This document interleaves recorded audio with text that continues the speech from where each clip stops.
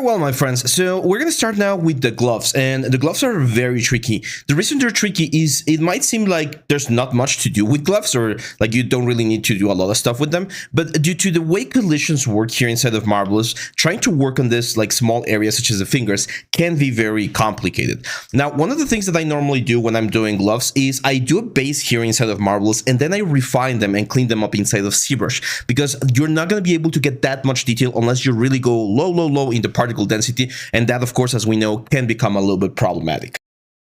Now, this is something we haven't talked about, but patterns are a very useful thing that we can use to try to understand how we would build gloves.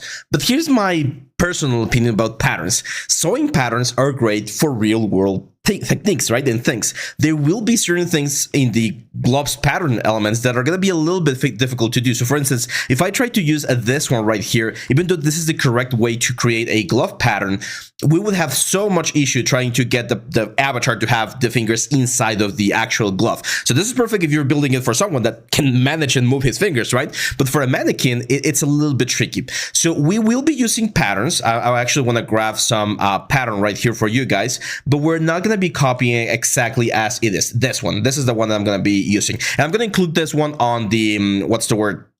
On the files as well for you guys. So let me save this on the desktop. Let's call this a glove pattern.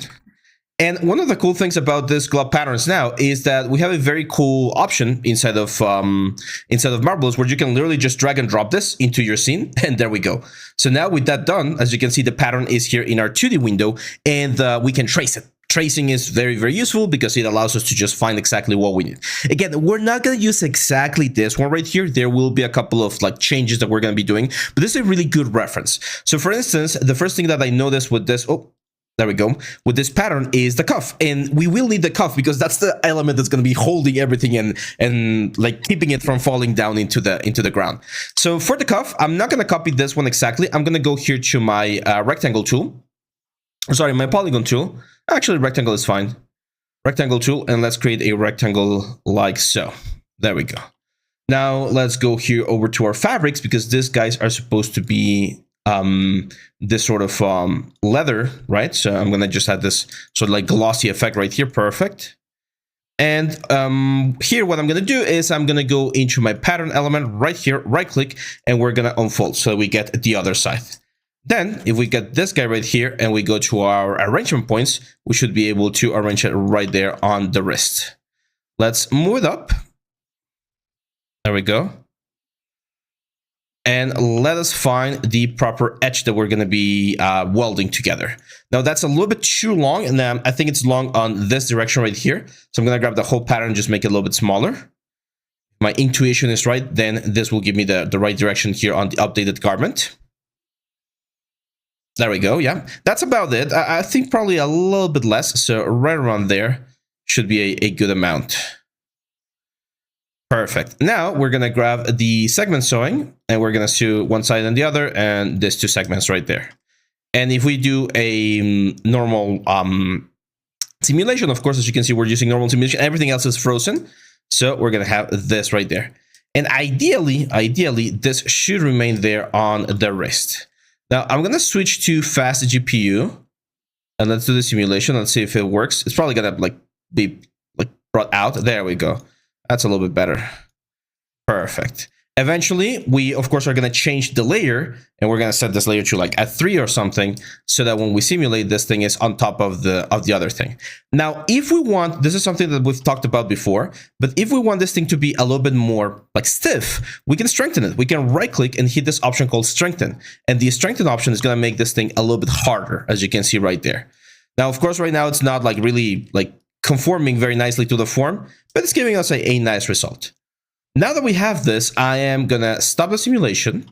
I'm going to go over here, and actually I'm going to delete those points. We really don't need them, so let's just delete them. And on the sewing lines, edit sewing. Let's delete the sewings as well. There we go. And then we're just going to segment sew again. There we go. Now we know this bottom part right here, this line, is the lower section. So I'm going to go to my transform point segments, double click on the middle point, just make it a little bit smaller, so that when we do this simulation, this is like way closer to the wrist. There you go. As you can see, this is going to have like a very similar flare to what we have over here. Again, later on, we're going to like push this up and make it go on top of the other thing. I'm actually going to change the particle density to 10. I feel like that's going to help the simulation a little bit. But this thing is supposed to be on the top side. Again, another thing that we're going to be doing later on is we're going to be adding some thickness, you know, the over-under layer to make this thing like punch a little bit better. But I like this. This looks kind of like surgical gloves, if you've seen like surgeons using them. And there we go. Now that once I'm happy with this, I'm just gonna press spacebar to stop the simulation, and I'm gonna, of course, grab this one right here, Control as right click, and just duplicate the other side. There we go. Symmetric pattern with sewing. Perfect. And it should be on the other side of my element. And I'm gonna grab this one as well. Right click. We're gonna strengthen. I wish we could remove the color just so that we can see it a little bit easier, but it seems like we really can't. I'm going to grab both of them and Control K. Why? Because we want to make sure that they're like completely stuck, because we're going to be using this border to create the pattern for these things right here. Now, here's where the pattern of this element can really come in handy, because what we need to do is we need to create a specific polygon that's gonna like follow the shape of the hand while still giving me access to like implement the little fingers later on. So instead of doing a complete like figure right here, because again, it's gonna be difficult to make sure that it fits the hand, I'm just gonna trace until this point right here. So I'm gonna go to my polygon tool. We're gonna start down here, up, 1, and this is pretty much like when we retopologize. I'm going to add one little point right there to create the space between the elements. There we go. And then we go over here. I kind of like that curve, so I'm going to keep it. There we go. So that right there is going to be, of course, the top part of the hand. And here is where, of course, we need to position it where it's supposed to be. And you can see that the other one, the bottom part of the hand, is pretty much the same thing, just flipped. So I'm going to have this one right here. This is way, way too big, of course. So let's bring this one right here. I'm going to make it considerably smaller, or a little bit less. There we go. And again, position it where we want it, roughly where we want it.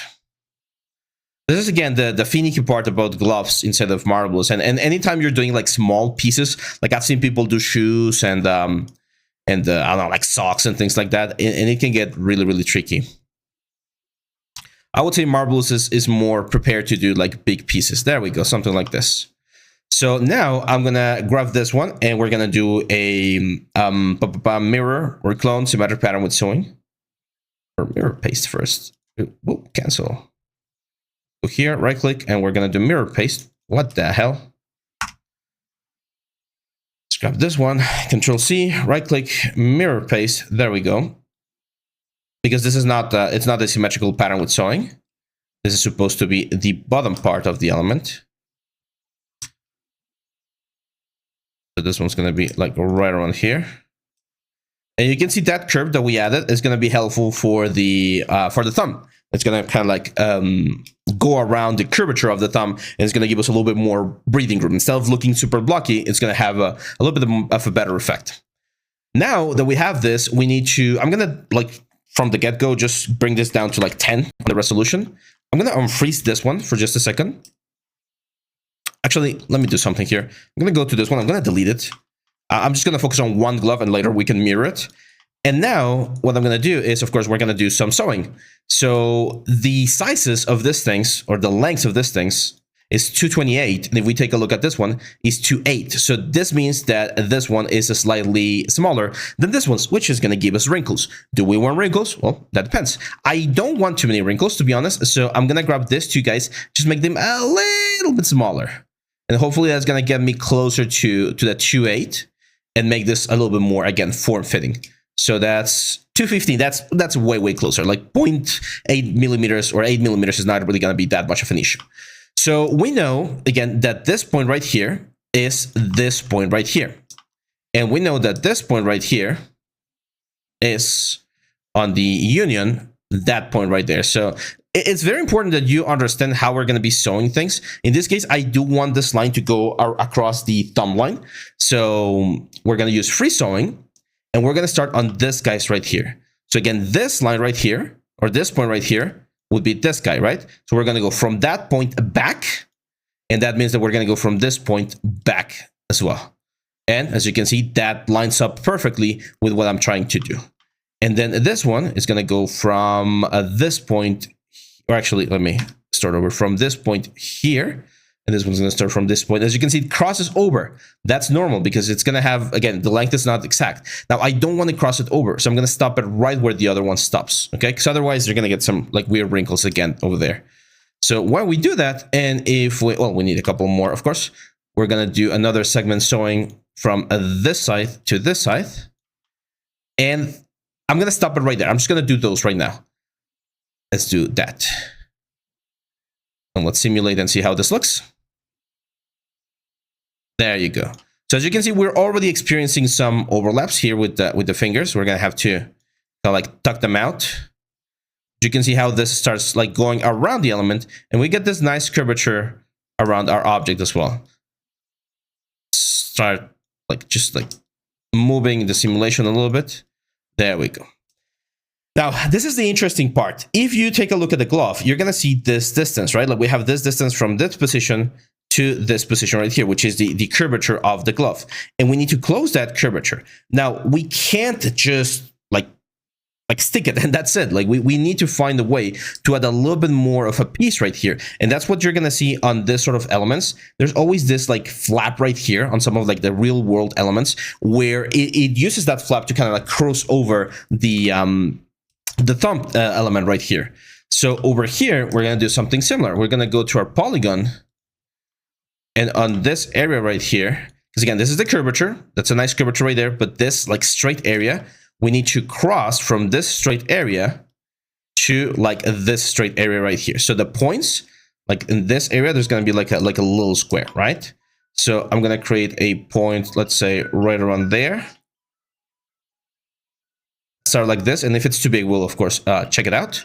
And now what I'm going to do is I'm going to segment sew, or sorry, not segment sew, free sew. This thing here, this thing here. You can see this little square now is going to be covering that specific area. So now we just need to make sure that this thing is as close as possible to the simulation area. I wish we had the gizmo like in ZBrush where you can just like free move. Do we have it? Yeah, we do. There we go. Just free move and free rotate this thing. Okay, there we go. So that stitching is going to work nicely there. And then this little part right here, again, we need another segment, or sorry, free sewing. So this one is going to be attached to this point right here, like that. So when we simulate now, we're going to be connecting both the top part and the bottom part of the glove, like that. And you can usually see this sort of like seam line on that area in the gloves. Sometimes it's a little bit more round. That's why I'm telling you that normally this sort of stuff, I would normally do it inside of ZBrush. Of course, let's bring this down to like a 10 again to make sure that this like unfolds nicely, or we get a nice simulation. And with this, we got a nice blocking for our glove. Okay, we got all of the elements or the pieces that we need to start playing around and adding the fingers, adding the thumb, and adding all of the details. We're going to be adding top stitch and everything. So I'm going to stop the video right here, guys, and make sure you save your work. I'm going to, of course, Control S here. I can see that this finger is a little bit too big. So again, I might do just a couple of little changes here and there to make sure that we don't have like super big areas. But this is it. This is how we normally do it. Now, one other thing that you can do is these two guys, remember, they're symmetrical. So we can do a symmetric pattern, not with sewing, just symmetric pattern. So if I need to adjust, again, like the pinky finger there, it should be very easy to just like push this down here, push this down here, push some of these guys right here, and right here. Oh, there we go. So yeah, get to this point, my friends, and I'll see you back on the next video.